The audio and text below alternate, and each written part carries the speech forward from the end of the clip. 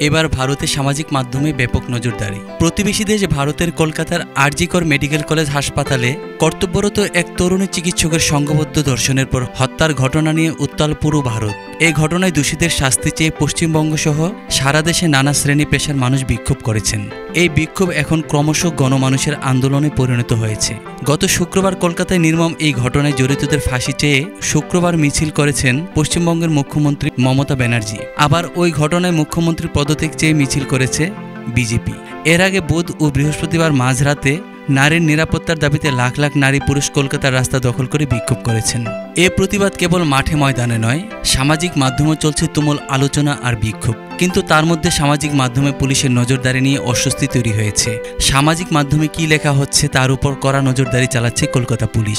পুলিশের নজরদারি কিভাবে কেন হচ্ছে? আর.জি. কর মেডিকেল কলেজের ওই চিকিৎসককে ধর্ষণ ও হত্যার ঘটনা নিয়ে যেসব পোস্ট পুলিশের কাছে আপত্তিকর মনে হচ্ছে তাদের নোটিশ পাঠিয়ে পোস্ট মুছে দিতে বলা হচ্ছে। আবার পুলিশ সদর দপ্তরে ডাকও পড়েছে কারো কারো।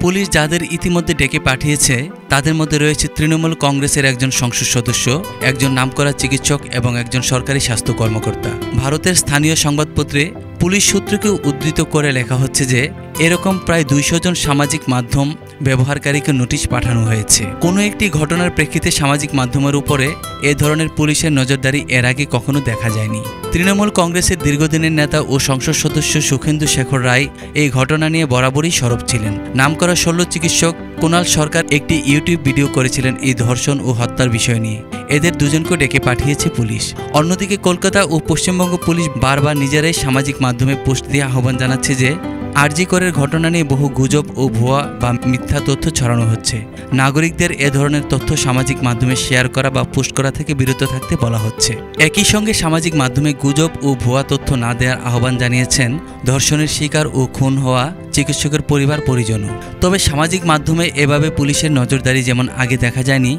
তেমনি একের পর এক অভাবনীয় প্রতিবাদ হচ্ছে আর.জি. করের ধর্ষণ ও খুনের ঘটনা নিয়ে।